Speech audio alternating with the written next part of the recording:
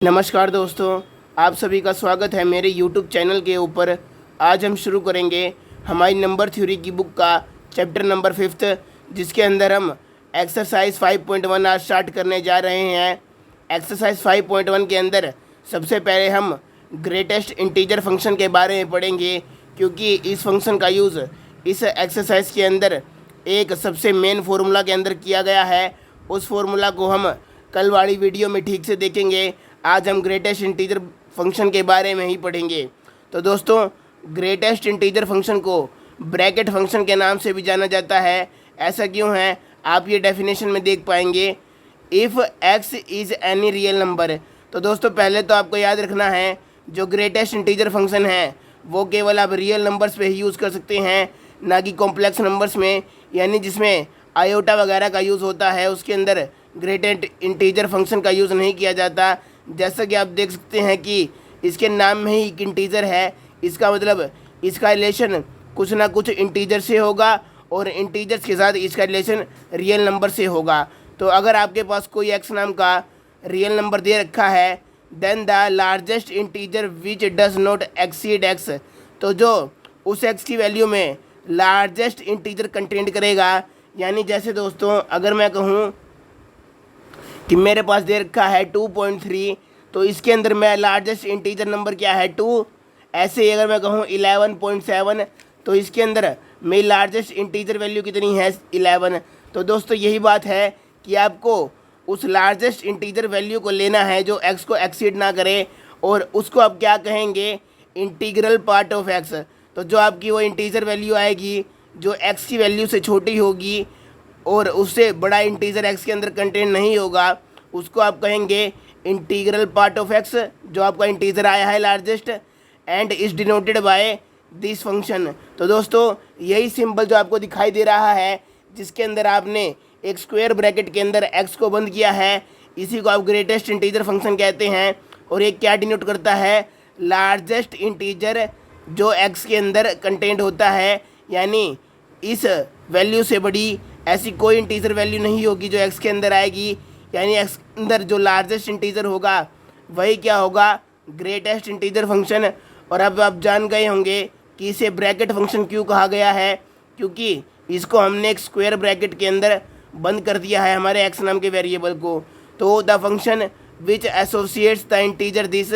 तो दोस्तों जो फंक्शन इस इंटीजर को, क्योंकि ये लार्जेस्ट इंटीजर है जो एक्स के अंदर कंटेंट करता है, ये एक इंटीजर को दर्शाता है, तो जो फंक्शन इस इंटीजर वैल्यू को हर रियल नंबर के साथ जोड़ देता है, यानी हर रियल नंबर के साथ हम इस वैल्यू को निकाल सकते हैं, ऐसे फंक्शन को ही हम ग्रेटेस्ट इंटीजर फंक्शन या ब्रैकेट फंक्शन कहते हैं।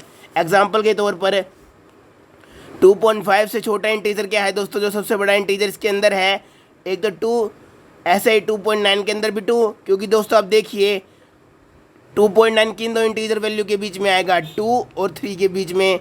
तो दोस्तों सीधी सी बात है, 2.9 के अंदर 2 ही एक ऐसा सबसे बड़ा इंटीजर है जो आता है, क्योंकि 3 तो 2 के बाद आएगा, पर 3 तो 2.9 से बड़ा हो गया, पर हमें तो छोटा इंटीजर लेना है, जैसे कि इसमें कहा गया है विच डज नॉट एक्सीड एक्स, यानी ये इंटीजर वैल्यू इस गिवन वैल्यू से बड़ी नहीं होनी चाहिए। तो सीधी सी बात है, यहाँ पर भी आंसर 2 ही आएगा। ऐसे ही दोस्तों 2.1 के अंदर भी 2 ही आंसर आएगा, क्योंकि 2.1 भी तो 2 और 3 के बीच में लाई करेगा, और 2 ही वो 2.1 से छोटा इंटीजर है जो उसके अंदर कंटेंट भी है, और उससे बड़ा इंटीजर 2.1 के अंदर नहीं आता। ऐसे ही दोस्तों अगर मैं इंटीजर वैल्यू ले लूँ तो वो तो खुद के ही इक्वल आ जाएगी। ऐसा क्यों, क्योंकि दोस्तों हमें इंटीजर चाहिए था, तो ये फंक्शन हमें एक इंटीजर देगा, 2 तो अपने आप में इंटीजर है, तो ये 2 हो गया। तो दोस्तों ये मैंने एग्जाम्पल इसलिए लेके दिखाए हैं आपको, ताकि आपको फ़र्क पता चल जाए कि पॉइंट के बाद कोई भी वैल्यू हो, इससे मैटर नहीं करता, हमें केवल जो डेसिमल से पहले वाली वैल्यू है, यानी हमारा जो इंटीजर है वही लेना है। और दोस्तों ये पॉजिटिव नंबर्स के केस में है, यानी अगर आप देखना चाहें तो आपको सीधा डेसिमल से पहले वाला नंबर लेना है in case of positive integers. ऐसा क्यों दोस्तों, नेगेटिव इंटीजर्स में देखिए माइनस का 5.2 था और ये है माइनस का 6। तो दोस्तों आंसर माइनस का 6 कैसे आया जब यहाँ पर 5.2 है, वो क्यों दोस्तों, मैंने कहा है छोटा इंटीजर, क्योंकि आप जानते हैं दोस्तों जो 6 है वो 5 से बड़ा होता है। अगर मैं 6 को इस तरफ ले आऊँ तो मेरा क्या बन जाएगा दोस्तों, 5 माइनस का 6, यहाँ पे 0 बच जाएगा।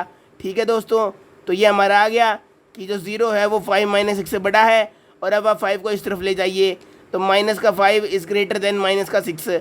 तो दोस्तों ये देखिए, मैंने कहा था इस तरफ जो इंटीजर होगा वो छोटा होगा इस नंबर से। यहाँ पे आप देखिए -5 से छोटा है -6, यानी स्मॉल नंबर है। तो दोस्तों हमारी ये कंडीशन सेटिस्फाई हो गई। इसी कारण मैंने कहा था कि डेसिमल नंबर के केस में जहाँ पे आपको पॉजिटिव नंबर दिखाई दे उसमें तो आपको वही नंबर लेना है जो डेसिमल से पहले हो, पर नेगेटिव नंबर के केस में आपको अगर यहाँ पर 5 दिखे तो 6 लेना है, 7 दिखे तो 8 लेना है, 9 दिखे तो 10 लेना है। ऐसा क्यों दोस्तों? अगर आपको ये तरीका याद रखने में मुश्किल होती हो तो आप नंबर लाइन का सहारा ले सकते हैं। जैसे कि हम जानते हैं कि हमारे पास एक नंबर लाइन होती है जहाँ पर ये हमारी 0 होता है, फिर हमारा 1 2 3 यानी पॉजिटिव नंबर्स चलते हैं और इस तरफ नेगेटिव नंबर्स होते हैं -1 -2 -3 -4, ऐसे करते करते -इन्फिनिटी आता है इस तरफ और यहाँ पे +इन्फिनिटी।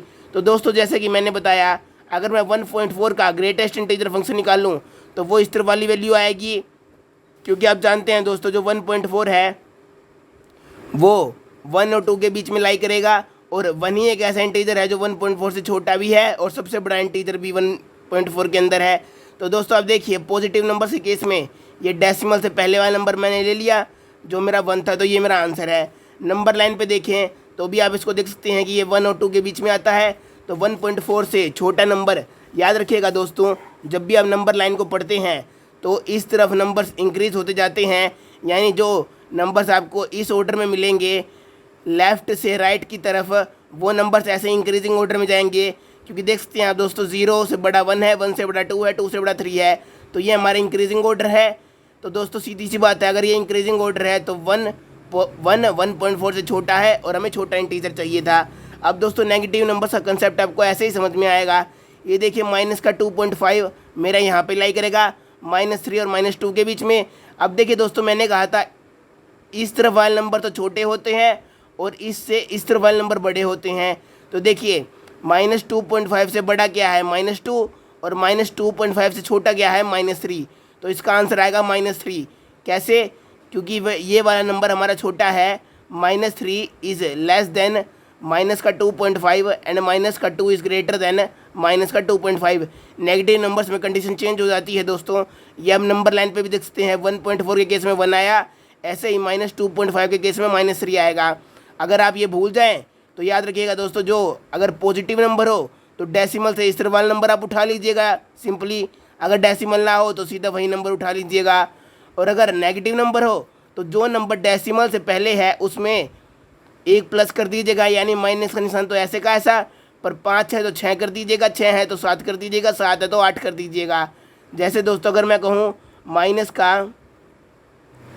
7.6 का क्या होगा, तो इसका आप लिखेंगे आंसर -8।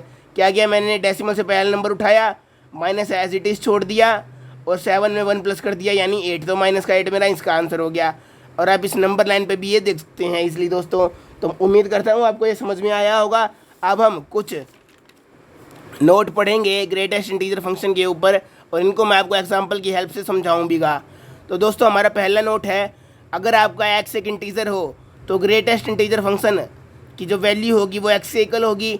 जैसे कि हमने पहले भी देख लिया कि अगर हमारा इंटीजर के अंदर 2 हो तो ये वैल्यू तो एक इंटीजर ही देता है। अब 2 क्या लिख सकते हैं, 2.0, क्योंकि एक पॉजिटिव नंबर है तो 2 इस तरफ आ गया।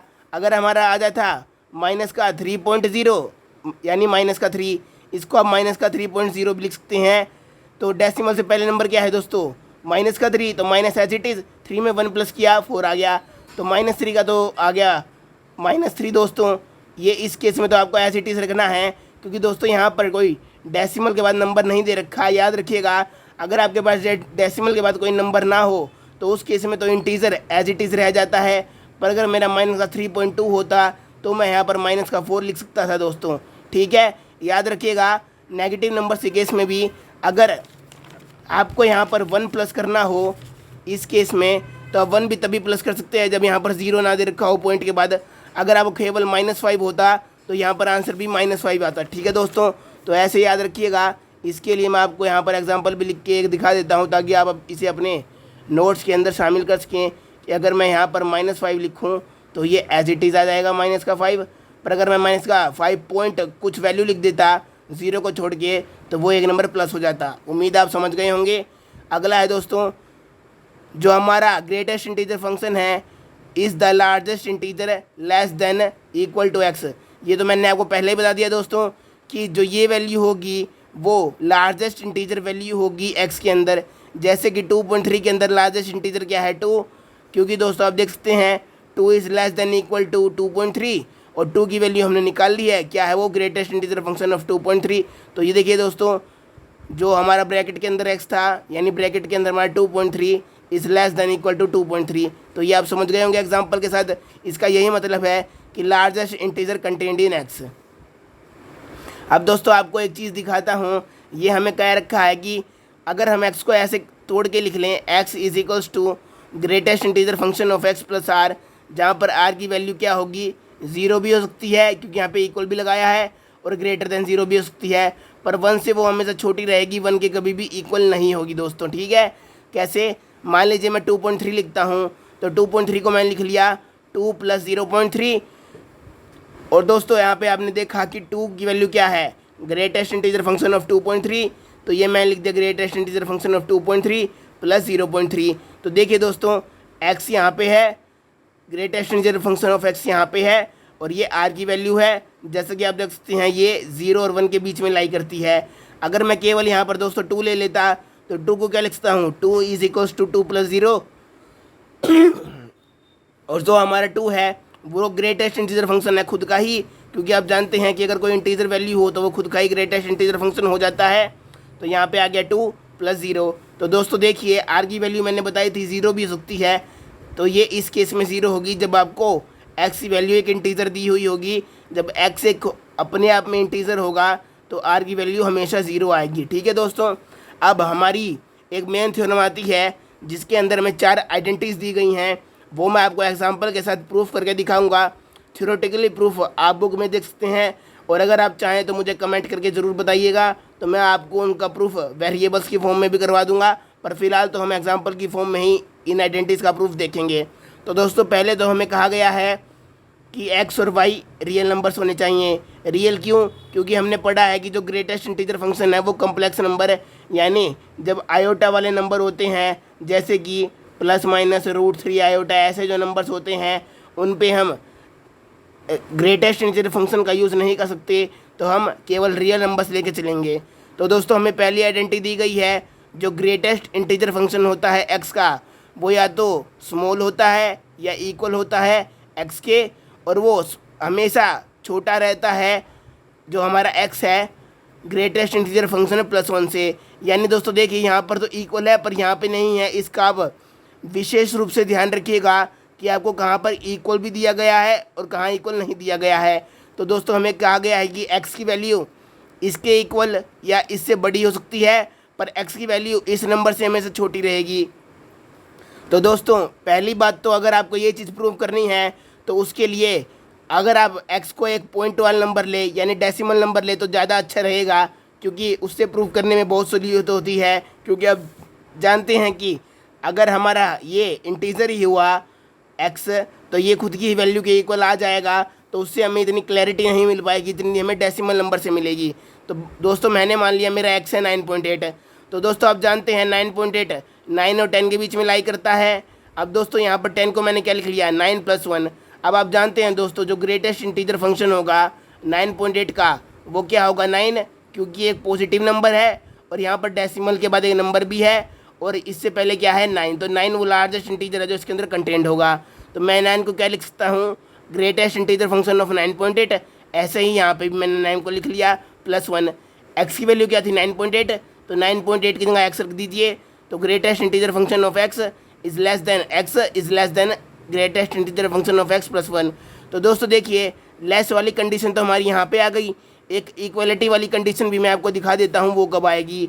वो जब आएगी जब दोस्तों आपका एक्स इंटीजर होगा।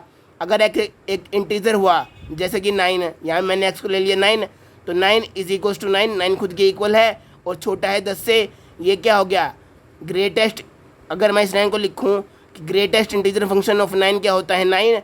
ऐसे ही दोस्तों यहाँ पर 9 एज इट इज़। 10 को तोड़ लीजिए 9 + 1 में, तो ये एक्स की वैल्यू हो गई। इसको आप क्या लिख सकते हैं, 9 को ग्रेटेस्ट इंटीजर फंक्शन ऑफ 9, तो ये भी मोड एक्स ब्रैकेट के अंदर एक्स हो गया +1। और यहाँ पे दोस्तों ये एक्स की वैल्यू थी।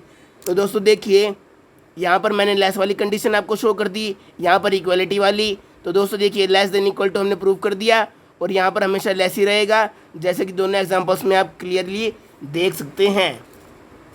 अब दोस्तों आप कह रहे होंगे कि मैं हमेशा पॉजिटिव नंबर्स का एग्जांपल देता हूँ, तो इसके लिए मैं आपके लिए एक नेगेटिव नंबर्स का भी एग्जांपल उठा के लाया हूँ। तो हमारा इस एग्जांपल में मैंने ले लिया जो हमारा माइनस का 6.3 है, जैसे कि मैंने आपको नंबर लाइन के ऊपर भी शो कर दिया कि यहाँ पर -7 है और यहाँ पर -6 है। तो माइनस का जो 6.3 है वो -7 और -6 के बीच में लाई करेगा, और -7 इससे छोटी वैल्यू है और -6 इससे बड़ी वैल्यू है, क्योंकि जो राइट साइड की वैल्यूज़ होती हैं वो बड़ी होती हैं और लेफ्ट साइड की वैल्यूज़ क्या होती हैं, छोटी। तो इसको क्या लिख सकता हूँ मैं, -6 को -7 + 1। -7 क्या है दोस्तों, ग्रेटेस्ट इंटीजर फंक्शन ऑफ -6.3, क्योंकि आप जानते हैं अगर आपको नेगेटिव में नंबर दिया जाए तो दोस्तों पहली कंडीशन क्या है, पॉइंट के पास 0 नहीं होना चाहिए। तो यहाँ पर 0 नहीं 3 है, तो पहली कंडीशन तो ये। दूसरा नंबर नेगेटिव है तो आंसर में नेगेटिव साइन आएगा। तीसरा डेसिमल के जो बाद का नंबर है उसमें 1 प्लस कर दीजिए, तो 6 + 1 7। तो दोस्तों आप देख सकते हैं ग्रेटेस्ट इंटीजर फंक्शन ऑफ -6.3 क्या आएगा, -7। अगर ये दोस्तों -6.0 होता तो 0 वाली कंडीशन में याद रखिए ये एक इंटीजर है तो ये -6 ही आ जाता, पर यहाँ पर 0 नहीं था इसलिए ये -7 आया। ठीक है दोस्तों, तो दोस्तों मैंने दिखा दिया कि ग्रेटेस्ट इंटीजर फंक्शन ऑफ -6.3 और यहाँ पे भी ग्रेटेस्ट इंटीजर फंक्शन ऑफ -6.3। इसको आप क्या लिख सकते हैं, x इज़ लेस देन, ये x की वैल्यू थी माइनस का 6.3 is less then greatest integer function of x + 1। तो ये आइडेंटिटी हमने इसमें ही प्रूव कर दी। ठीक है दोस्तों, अब दोस्तों अगली आइडेंटिटी के अंदर आप देखिए हमें दिया गया है कि जो हमारा x + m है वो इक्वल है greatest integer function of x + m के। ठीक है, तो ये आप कैसे प्रूव करेंगे, यहाँ पर दोस्तों याद रखिएगा जो हमें m लेना है वो एक इंटीजर लेना है। तो दोस्तों मैंने ले लिया 6 + 5.6, जहाँ पे मैंने 5.6 को क्या लिया, x की वैल्यू, और हमारा m इंटीजर क्या रखा था तो ये मैंने 6 ले लिया दोस्तों। ठीक है, इसको आप क्या लिख सकते हैं, 5 और 6 क्या हो गया दोस्तों, 11.6 रह गया। ग्रेटेस्ट इंटीजर फंक्शन ऑफ 11 क्या आएगा, पॉजिटिव नंबर है तो डेसिमल से इस तरफ वाली वैल्यू यानी 11 आ गया दोस्तों। तो ये हमने दिखा दिया। अब हम निकालेंगे ये वाली टर्म, तो greatest integer function of x जो हमारे x की वैल्यू थी 5.6 + 6 हमने अलग से लिख लिया। इसकी वैल्यू क्या होएगी 5.6 की 5, क्योंकि ये डेसिमल से इस तरफ वाला नंबर 5 है, +6 ये भी 11 आया। तो दोस्तों आप देख सकते हैं ये दोनों चीज़ें इक्वल आई हैं, जैसे कि हमने प्रूव कर दिया। नेगेटिव नंबर्स में कर लीजिए, माइनस का 6.7 + 2, तो दोस्तों ये हो गया माइनस का 4.7, और नेगेटिव नंबर है यहाँ पर 0 भी नहीं है तो इस नंबर के अंदर एक ऐड हो जाएगा, तो हो जाएगा 4 + 1 5, यहाँ पर आ गया माइनस का 5। ऐसे ही दोस्तों इसको अलग कर लीजिए और 2 को बाहर लिख लीजिए, ये क्या हो जाएगा, 0 नहीं है माइनस है, इसमें एक प्लस कीजिए, -7 हो गया, +2 5 माइनस का, दोनों इक्वल है। ये हमारी प्रूफ हो गई दोस्तों। अगली थ्योरम देखिए दोस्तों, इसमें क्या रखा है कि अगर आप x और y का अलग अलग करके ग्रेटेस्ट इंटीजर फंक्शन निकाल ले और उनकी एडिशन करे तो वो लेस देन होगी या इक्वल टू होगी किसके, greatest integer function of x + y के, और ये वैल्यू लेस देन या इक्वल टू होगी greatest integer function of x plus greatest integer function of y + 1 के। कैसे दोस्तों, पहले तो मैं ये वाली टर्म निकालूंगा बीच वाली, मैंने ले लिया 5.2 + 4.8। हमने दोस्तों ऐसी वैल्यू ली है जो हमारी इंटीजर दे दे एक नेक्स्ट वाला, कैसे 5 और 4 9 और 0.2 और 0.8 1 हो गया, तो ये दोस्तों ओवरऑल 10 बन गया हमारा। तो ग्रेटेस्ट इंटीजर फंक्शन ऑफ 10 क्या हो गया, 10। अब दोस्तों इन दोनों पे सेपरेटली ये लगाइए, तो 5.2 का क्या हो गया 5, 4.8 का क्या हो गया 4, और 5 और 4 9। तो आप देख सकते हैं दोस्तों 9 जो है वो लेस देन इक्वल टू है 10 के, और ये लेस देन इक्वल टू है 10 के। यहाँ पर इक्वलिटी वाली कंडीशन यहाँ होल्ड कर रही है और यहाँ पे लेस देन वाली कंडीशन होल्ड कर रही है दोस्तों। तो देखिए दोस्तों ये वाली वैल्यू इसकी थी, ये 9 आ गया, 10 इसकी वैल्यू थी बीच वाले की, और जो इसकी वैल्यू आएगी वो क्या आएगी, ये 9 है दोस्तों, +1 करेंगे 10 हो जाएगा, 9 + 1। तो दोस्तों आप देख सकते हैं हमने ये थ्योरम 20 एग्जाम्पल से प्रूव करके आपको दिखा दी है। यहाँ पे क्या हुआ दोस्तों मैं बताता हूँ, देखिए यहाँ पे दोस्तों डेसिमल का नंबर हट गया और यहाँ पे भी डेसिमल का नंबर हट गया, पर यहाँ पे क्या हुआ, डेसिमल के नंबर ने आपस में मिल के एक नया इंटीजर क्रिएट कर दिया जो इसकी वैल्यू में जुड़ गया। जैसे अगर दोस्तों मैं लिख देता 0.3 और 0.9 भी लिख देते दोस्तों, तो ये क्या आ जाता 1.2। तो दोस्तों देखिए, अगर आप डेसिमल नंबर्स को लेंगे तो इस केस में वो एक नया इंटीजर क्रिएट कर देते हैं जो कि 1 होता है, पर यहाँ पर तो हमारा डेसिमल नंबर नेगलेक्ट हो जाता है जो बाद का नंबर होता है। पर यहाँ पर इन दोनों नंबर्स ने मिलके 0.2 और 0.8 ने मिलके एक नया डेसिमल नंबर क्रिएट कर दिया जो कि 1 था। तो 5 और 4 9 और उसमें 1 प्लस हो गया 10 बन गया। तो यहाँ पर ये लॉजिक लगा है दोस्तों। अब दोस्तों हमारी अगली और लास्ट थ्योरम है आज के लिए, उसमें क्या कह रखा है, अगर आप ग्रेटेस्ट इंटीजर फंक्शन ले x का और उसकी नेगेटिव वैल्यू कर ले ग्रेटेस्ट इंटीजर फंक्शन, तो इसकी दो वैल्यूज़ पॉसिबल हैं, एक तो 0 एक -1। 0 कब होगी, जब x एक इंटीजर होगा, और -1 कब होगी, जब x की वैल्यू इंटीजर ना होगी कुछ और होगी, यानी डेसिमल नंबर या कुछ भी दोस्तों जो इंटीजर ना बने, ठीक है, जैसे रैशनल नंबर हो गया या इर्रेशनल नंबर वगैरह हो गया। तो दोस्तों हमने पहला केस लिया जब हमारा x इंटीजर है, मैंने मान लिया x की वैल्यू 10 है, तो ये हो गया 10 प्लस -10। तो 10 - 10 कितना हो गया दोस्तों, इसकी वैल्यू 10 है, इसकी वैल्यू -10, तो ये हो गया 0। अगला नंबर है x is not equal to an integer. इस केस में हमारा क्या हुआ, x 71.6। 71.6 में हमने पॉजिटिव लिया नेगेटिव लिया, यहाँ पर डेसिमल नंबर से पहले 71 था तो 71 इसका आंसर आ गया, प्लस माइनस यहाँ पे प्लस माइनस ले लिया, ये नेगेटिव नंबर था, यहाँ पर 0 नहीं था तो डेसिमल नंबर के बाद वाले नंबर में एक प्लस कर दिया, यानी 71 + 1 जो हो गया 72। इन दोनों को ऐड करेंगे, प्लस माइनस माइनस हो गया, 71 - 72 -1 हो गया। तो दोस्तों आप देख सकते हैं जब x इंटीजर था तो इसकी वैल्यू फंक्शन की 0 आई थी, अदरवाइज इसकी वैल्यू -1 आई थी। तो आज के लिए बस इतना ही दोस्तों, कल अगले इंट्रोडक्शन में मिलते हैं, तब तक के लिए गुड बाय।